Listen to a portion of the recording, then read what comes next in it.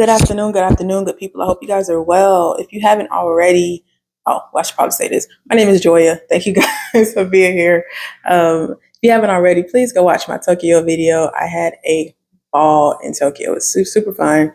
I just want to talk about a few things that I wish I knew before I went to Tokyo in this video. Number one, the currency exchange. So a lot of people say don't exchange at the airport because you won't get that good of a rate. Well, I actually did get a pretty decent rate at the airport. So I guess try your luck and see what happens. But sometimes if you go like in town, you might get a better exchange rate. But honestly, what the airport had and then kind of what I found like in town at the ATMs was really close to the same thing. Also, make sure that you have more cash than what I did. I brought 50 US dollars. I know. Why am I bringing $50? Only because I knew that I could use my debit card to get yen or cash in Japan. So that brings me to my next point. Make sure you have a credit and a debit card that has no foreign transaction fees.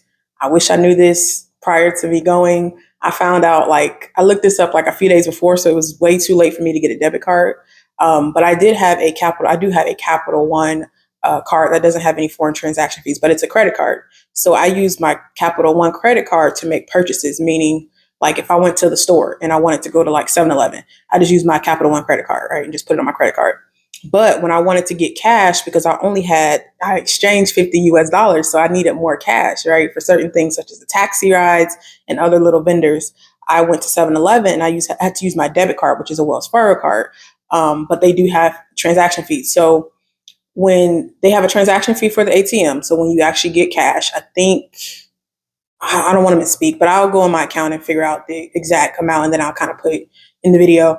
So it is a fee. And then you have a fee like when you make purchases, but the purchase fee is based on like the amount that you like bought. So like I would get like a fee of like 10 cents or something like that. So the purchasing wasn't that bad. It was more so when you actually get yen that they charge you more. So it's best to just have a card, a debit and a credit card that doesn't have any foreign transaction fees. So I'm actually going to work on getting a debit card probably through Capital One so I don't have any issues when I want to travel internationally next time. Also, there are places that only accept cash. So one of the the first restaurant I think, or the second one that I went to in my vlog, they were cash only. So luckily I had just a little enough yen to give them because I had gave my taxi driver most of my yen because he didn't accept like credit cards. So yeah. So make sure that you do have some yen on you just in case there are certain places that only accept cash and you want to buy something or you want to eat something. Also, in Akihabara at Gigo Arcades, you have to have like yen, like the little actual 100 yen coins to use. I think you can exchange it at the place, but if you can have some ahead of time, it's better to do that. That way, I really didn't get to play too many games because I didn't know that and I didn't have enough of the 100 coin yen, unfortunately. Also, the subways or the trains are extremely crowded. Being in Florida, we don't have subways, trains, nothing like that, like not that we have to use every day. So it was very different for me. But I was like, whoa, it's like literally packed. So if you're claustrophobic, subways may not be for you, but they were super easy to navigate. I recommend using the Google Maps. That's how I was able to figure out, like, if I'm at my hotel in Asakusa and I need to get to Shibuya, and I don't want to take a taxi because taxis are expensive in Japan. Okay, that's another thing. Then I would use Google Maps to figure out, okay, what train I need to take, and it literally told me that. And when I was like maybe confused, then I would ask like a tourist, but no, like a local person that was there, and then they would help me.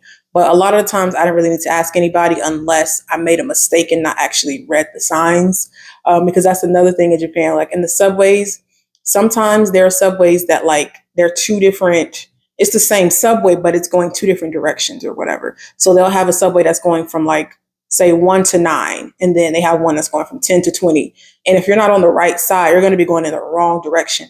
And if I had just took the time to read, I would have been able to get it right the first time.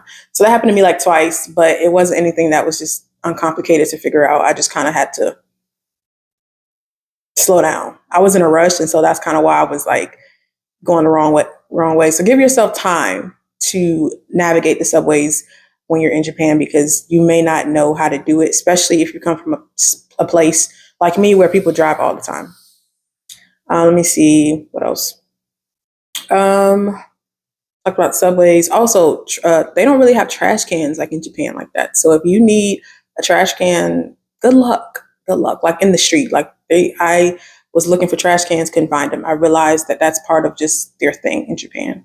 So if you need like something with trash, just get your own little trash bag and keep it in your backpack or something like that, because you're really not going to find many trash cans in Japan. That is all I think I can think of at the moment. So yeah. Also, people in Japan be dressing, so do not go to Japan looking raggedy. You are going to stick out like a sore thumb. Put them fits on, take some pictures, because them people in Japan, they do not play. They do not play. They do not play. Disneyland and Disney Sea, all of that. Get there early. I went because I was just trying to just to go. Like I wasn't really caring about the actual like rides. And so it was okay for me. But if you're like, you want to ride all these rides, get there early or you're going to be waiting forever and you're just going to be miserable. And also eat before you go. I did not eat because I was like, oh, I'll just eat when I get to Disney Sea, right? Bad idea. The lines for food are long. It takes forever. I was starving. Yeah. So eat before you go or have a little snack or something of the sort, just so you're not like starving while you're waiting for these rides and in the lines. But that's it. I'm going to leave it here. Thank y'all for watching. If you have any questions about Japan that I did not answer, please drop them in the comment section. I will definitely answer them in the comments, or I'll make a video about it depending on how long it is. And that is it for now. As always, y'all stay grateful, stay faithful, stay consistent. Peace.